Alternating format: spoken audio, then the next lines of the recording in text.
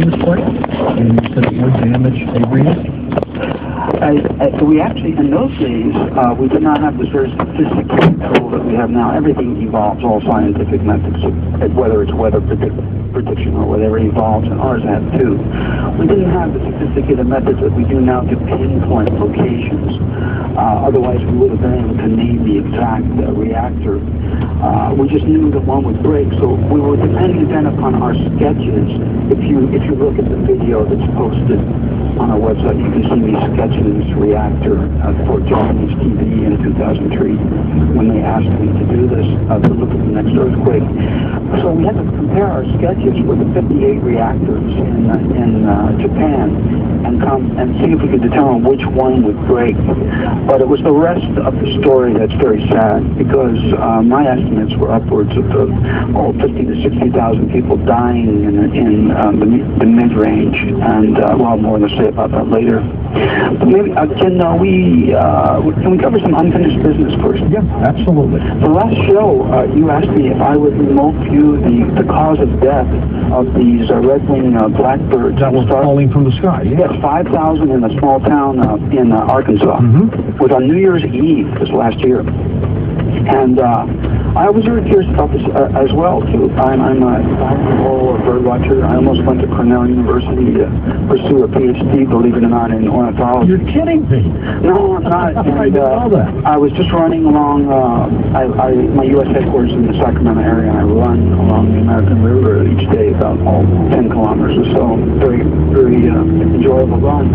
And I wait for the blackbirds, the red-winged blackbirds, to come back in the spring. And the first one popped back in 5 days ago, so I was very happy to hear it sing. So I like birds. But when I saw the results of the necropsies on these birds, the results of the necropsy was blunt force trauma was the cause of death. And not caused by the fall. No, not hitting the ground, in the air. I'm thinking, okay, now well, let's see. If it's wind shear and they're at 200 feet, folks on the ground would have felt that. So it was very curious, and I'm just like the rest of you guys. When I go into a hall, it could be anything. Gee, what was it? Was it hard? Testing a new weapon? Was it some supernatural? I don't know, right? But with remote viewing, you can know anything. So instead of trying to suss it out, put my pen on the paper and went and did my thing, my stock and trade. Interesting solution to the problem. There was somebody had mentioned that maybe the fireworks that started going off, and you can see this in the news, scared the birds. In fact, it did. Scared the whole flock of these birds that had rooted and gone to sleep. Now I know having bird watching at night many times. If you shine a light, for instance, on a bird, you can actually touch the bird. It goes into the catatonic state. So with a flock of 5,000 mixed red-winged blackbirds and starlings, they're going to be off. So they're accelerating to about 40 miles an hour. And they flock. The flock depends on the leader, which changes. From moment to moment, they turn flocks. We watch too, but it's at night, and they collide with each other at closing speeds upwards of 40 miles an hour. It's lateral speeds because they weren't flying at each other necessarily. But they collided with each other in the air, slammed up and broke bones and fell to the ground. Their own collision. At night, because they're not used to flocking at night. That's weird. Well, it's sometimes it's a simple thing. In retrospect, yeah. Well, we did get other dead birds in other cities. But George, we have to, as remote viewers, we need to look at those on a case-by-case basis, whether it's fish or dolphins or birds or whatever. And you know that we have to take each case by case. All right. Through the eyes of a remote viewer. By the way, Ed DeWitt with Joel Perry Newman called. Tell me what you see. And I was able to read it in advance and volunteered to write the foreword to that book. Thank you. Great job. How's it doing? It's doing fine. We'll translate that, and we've been asked to translate it into German. So I have to present at a UFO symposium in Germany later in the year. They want the book in German before that. Great. And how's Joel feel? Joel's fine. Super. Good writer. Well, you know, and lots of things are going on this planet. I mean, people, you know, I always pull up this old clip from Peter Finch, who played Howard Beale in the Movie Network, one of my favorite movies. And, you know, people just want to be left alone. You know, as he said so eloquently, you know, just leave me alone. Let me have my toaster and my radial tires and my TV, but leave me alone. I get the impression that people just want to be left alone, and they can't be. They're being suffocated. Do you feel that? I know how to get around it. In the spy business, you know, when you work alone, you know how to operate alone too. So it's difficult for me to put myself in the shoes of a sheeple. And I know that's a derogatory term, but it's the only one I can think of at the moment, because you don't have to feel like you. I mean, there's ways out, and our government's not going to take care of us. It hasn't before, in Katrina, for instance. I'm not sure they know how to. I think they know how to. I think they're corrupt, George.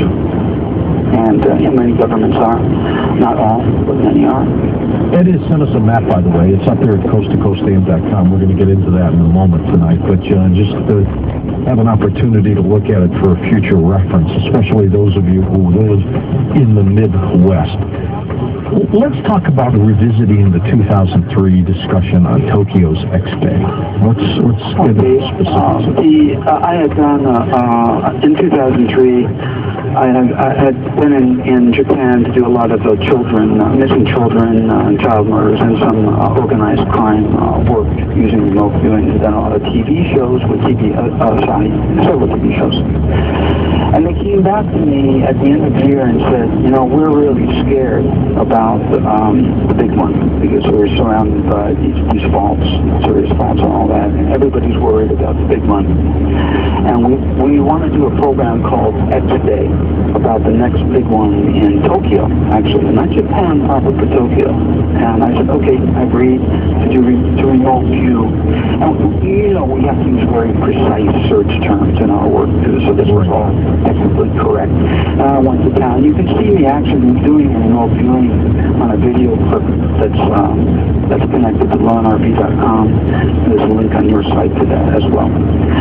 And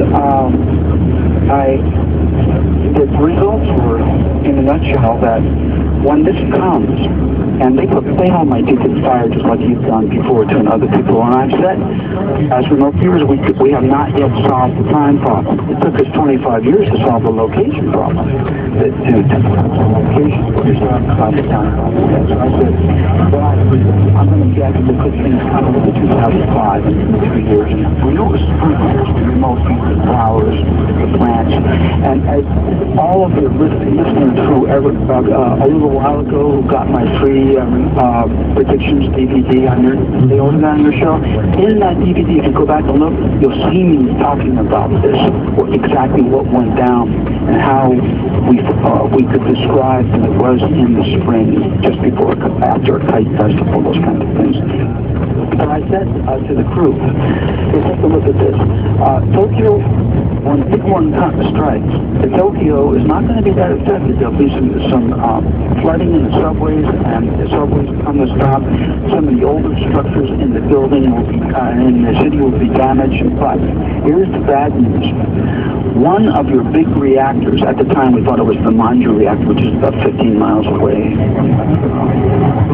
from Fukushima, would break. But one of your reactors is going to break and release radiation, and it will, in essence, be, and I say this in the DVD, and on Coast to Coast, it will be tantamount to a mini Chernobyl, or at least it will be the worst nuclear disaster since Chernobyl. And by the way, my home in Ukraine is about 90 miles from Chernobyl. And that's... is your family there now? They are. And that's temporary sarcophagus, it now needs to be replaced. We can talk about that later, but I'm close to a reenactment of... Well, you're right. Not only is it a little Chernobyl, it could surpass it, and I think it probably will. George, it is the worst disaster. It's even, I think it's even worse than the Gulf, than the Gulf oil spill, and the Gulf of Mexico is dead. This is taking lives, directly. It's going to...